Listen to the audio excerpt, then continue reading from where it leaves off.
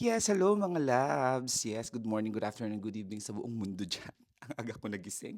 So, pagkagising ko usually kasi hindi ako nagbabasa ng comment kasi nga, 'di ba, alam niyo naman 'pag SOCMED very toxic 'yan and ang mga mental health napaka-importante 'yan. Kaso nga lang nabigla ako dun sa isang comment ng isa nating kababayan. And actually, itong video na 'to is the follow-up video doon sa aking experience sa Dubai Airport. Again po, experience ko sa Dubai Airport as a transgender traveler, okay? So, para maintindihan po natin kasi 'di ko ba alam kasi matatalino naman tayong mga Filipino, 'di ba?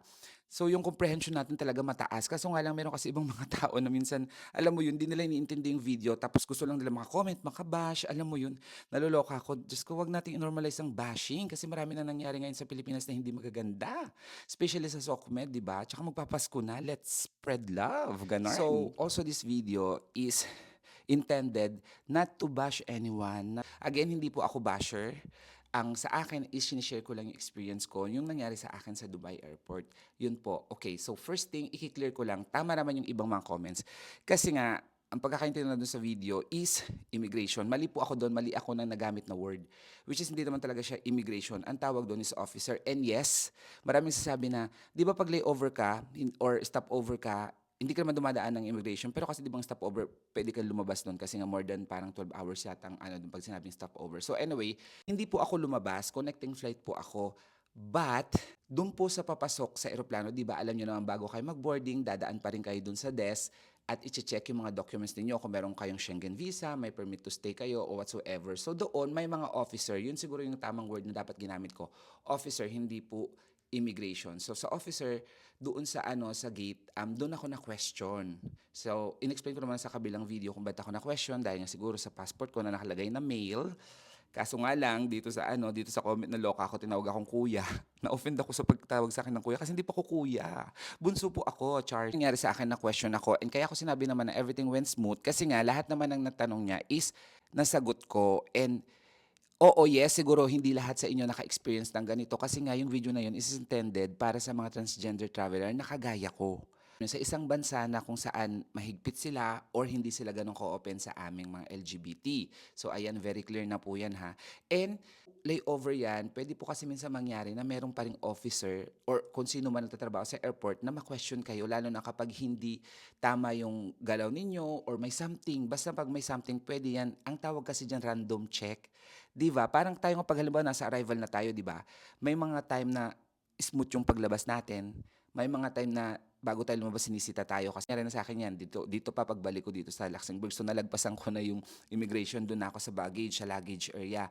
So 'di ba pag nakuha mo na yung luggage mo, lalabas ka na, pwede ka na lang i-check. So titignan nila yung bagahe mo. So yun yung point ko ha. And yes, tama kayo, pasensya na kung mali yung nagamit kong word kasi sinabi ko nga immigration. But hindi na po ito about sa immigration kasi nga sabi nila, hindi ka naman dumaan sa immigration kasi nga layover ka or whatsoever. Ang punto ko doon is unang-una, dumaan po ha sa Dubai at transgender po ako at na-questions ako. Hindi na importante doon kung immigration man or kung saan man. Pero na-question ako ng officer sa Dubai. Yun po yung aking point. And ulitin ko para mas clear kasi Diyos ko naloka ako sa mga comprehension ng iba na hindi ko ba alam kung talagang ayaw lang nila intindihin kasi gusto lang nila mang-bash. So okay, galang ko Dubai, 3 hours ako layover ako, na-question ako. Tanggalin na natin yung part na immigration, okay? Na-question ako for sure dahil nga sa passport ko na male, lalaki, yes, lalaki up to now, lalaki pa rin pong nakalagay sa passport ko. At dahil nga dun sa passport ko na yun, maikli po ang buhok ko at pwede pong mangyari yan. Transgender ka man or hindi ka man, pwede ka nilang masita or pwede sila mag-question which is normal. Okay? So kung wala ka namang ginagawang masama at alam mo namang maayos ka kumilos, maayos ka gumalaw, you don't have to worry. And sinabi ko rin naman sa video na yun na kaya nga every time na I travel, I try to be more invisible sa mga tao. Open country man yan or hindi open country. So I hope na clear ko na ang lahat.